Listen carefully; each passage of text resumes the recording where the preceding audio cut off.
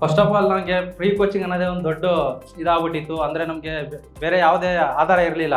ಅಂದರೆ ನಮ್ಗೆ ಎಷ್ಟು ಕಷ್ಟ ಅಂತಂದರೆ ಓದಬೇಕಾದ್ರೆ ಒಂದು ಬುಕ್ ತಗೊಳ್ಳೋಷ್ಟು ಪರಿಸ್ಥಿತಿ ಕಷ್ಟ ಇತ್ತು ಮನೇಲಿ.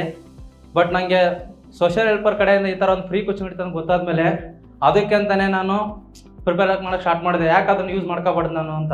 ಈ ಎಜುಕೇಷನ್ ಎಷ್ಟು ಇಂಪಾರ್ಟೆಂಟ್ ಅಂತ ಬಾಬಾ ಸಾಹೇಬರು ಹೇಳಿದ್ದಾರೆ. ಸೊ ಅದಕ್ಕೆ ಮಹತ್ವ ಕೊಟ್ಟು ಈ ಸರ್ತಿ ಇನ್ಸೈಟ್ ಸೇರ್ಕೊಳ್ಳೇಬೇಕು. ಆ್ಯಕ್ಚುಲಿ ನಾನು ಡೆಲ್ಲಿಗೆ ಹೋಗ್ಬೇಕಂತ ಇತ್ತು, ಬಟ್ ಅಲ್ಲಿ ಅಂದರೆ ಖರ್ಚು ಜಾಸ್ತಿ ಬರುತ್ತೆ, ಆಗೋದಿಲ್ಲ. ಬಟ್ ಅಲ್ಲಿಗಿಂತ ಒಳ್ಳೆ ಎಜುಕೇಷನ್ ಇನ್ಸೈಟ್ಸಲ್ಲೇ ಸಿಗುತ್ತಲ್ಲ, ನೀನೇನಕ್ಕೆ ಡೆಲ್ಲಿ ಹೋಗ್ತೀಯಾ? ಇನ್ಸೈಟ್ಸಲ್ಲಿ ಎಷ್ಟೋ ಜನ IAS ಆಗಿದ್ದಾರೆ, ಸೊ ಅಲ್ಲೇ ಸೇರ್ಕೊ ಅಂತ ನನಗೆ ಒಬ್ಬರು ಸರ್ ಇದು ಮಾಡಿದ್ರು. ಸೊ ಹಂಗಾಗಿ ನಾನು ಇನ್ಸೈಟ್ ಸೇರ್ಕೊಂಡೆ.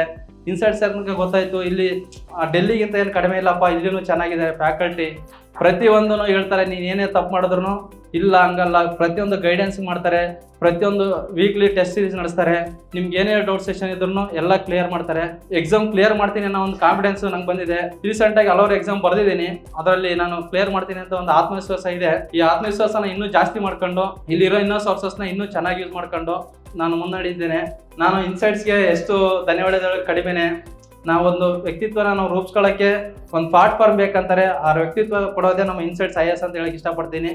ಸೊ ಅದೇ ರೀತಿಯಾಗಿ IGCCED ಅವ್ರಿಗೂ ಮತ್ತು ಸಮಾಜ ಕಲ್ಯಾಣ ಇಲಾಖೆಗಳು ನಮಗೆ ಈ ಥರ ಒಂದು ಅಪರ್ಚುನಿಟಿ ಕೊಟ್ಟು ಒಂದು ದೊಡ್ಡ ಕನಸು ಕಾಣುವ ಒಂದು ಆಸೆ ಇದೆಯಲ್ಲ, ಅದನ್ನು ಕೊಟ್ಟಂತ ನಮ್ಮ ಸಮಾಜ ಕಲ್ಯಾಣ ಇಲಾಖೆ ನಾನು ತುಂಬ ಹೃದಯದ ಧನ್ಯವಾದಗಳು ಸಲ್ಲಿಸ್ತೇನೆ.